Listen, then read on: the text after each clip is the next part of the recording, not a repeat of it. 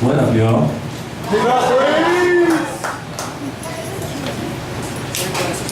Alright, I got a couple of quick joints, and then I'll be out your way. Yeah, Breeze.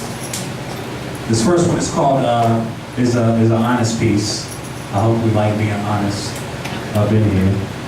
It's called Inside All of Us.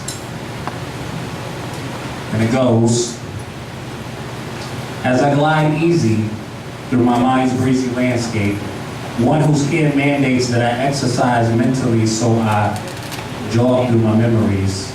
Another side of me sits simmering, delivering messages to me through sex dreams as a hobby. Plotting inside all of us is the sex fiend.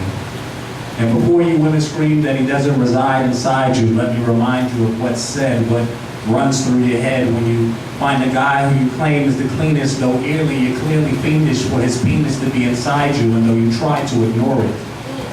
The horror sex fiend just pleads for you to go for it as you imagine having slow vaginal penetration and illustration of you needing it. Ooh, shit, it's pleasing, it's pulling moisture, and you have no choice to say so in the matter, says the laughter and chatter of your sexual evenings. And to the niggas who ain't believing it, like it's not in your nature to want to take her, taste her like you've been dreaming it, her throat, you're creaming it, what you're seeming it's impossible, you're still not conceiving it? Well, who do you suppose answers when the question's posed like, I bet that hoe's pussy could be good and you agree with it?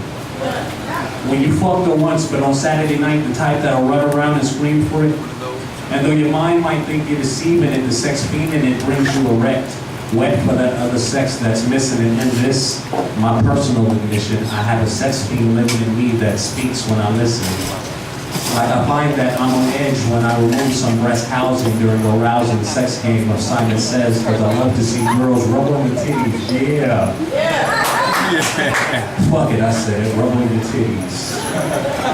Pretty brown crown with a nipple in between my lips will cripple any notion of my body not hosting a party for two like some Jekyll and Hyde scarf. And when the spectacles slide off, the sex fiend in me is just seen in me during daylight or evenings, looking at asses as girls pass. It's real.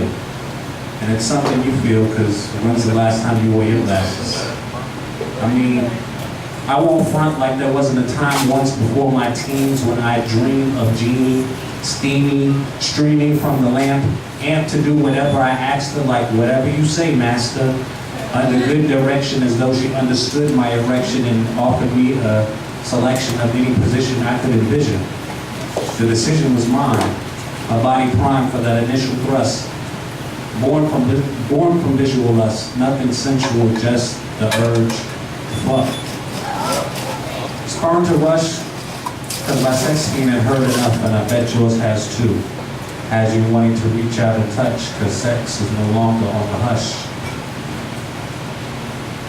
A flushed almond face is now commonplace in this commonplace, but long ago, my mind embraced the fact that we live in an age where it's okay to engage in the ways of the sexual. No longer considered naughtiness when the sex fiend had to just scream, because now he has an audience. And we all hear him, and sometimes we do listen.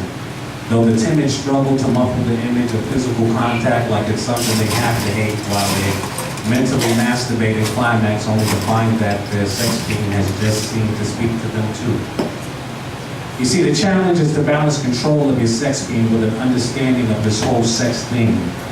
To know what sex means beyond inserting tab P in the slot V, or more logically copying what you've seen in pornography or heard in your gossiping. So stop the screams of your sex fiend by being true to yourself as well as those around you, and the voice of lust inside all of us won't be so quick to surround you. Yeah.